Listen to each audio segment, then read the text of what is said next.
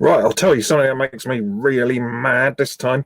It's when the weather can't make up its mind. I mean, I went outside and it was beautifully sunny, and 10 minutes later it was pouring with rain. And now I look outside and it's beautifully sunny again.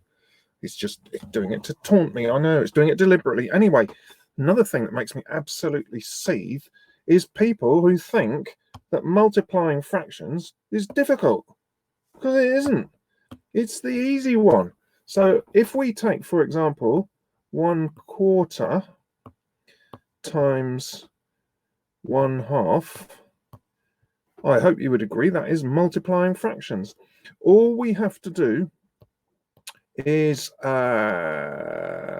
top times top and bottom times bottom. Now, if I was a decent maths teacher, I might say that we need to speak a little bit more like a mathematician. So instead of saying top times top, it would be a lot better to say numerator times numerator. So it's that one times that one. 1 times 1.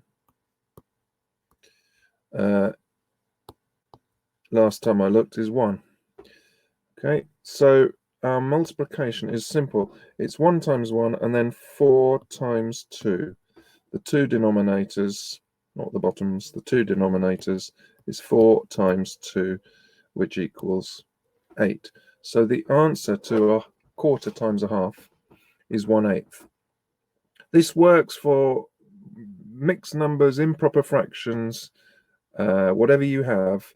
You just multiply the numerators and then the denominators, put one over the other.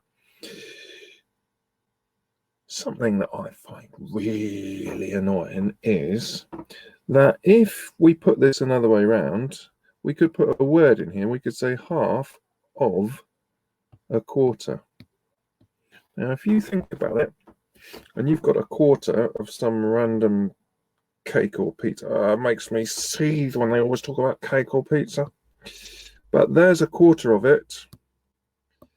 1/2 of 1/4 would look like that.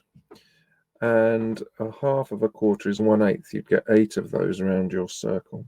So the important thing to realize, though, is that 1/2 of 1/4 is the same as 1/2 times 1/4. 1/2 times 1/4, it will be exactly the same as what we've got up there, except we're going to change color. 1 times 1 is 1. 2 times 4 is 8. 1/2 of 1/4 is 1/8. Make sense? I hope so.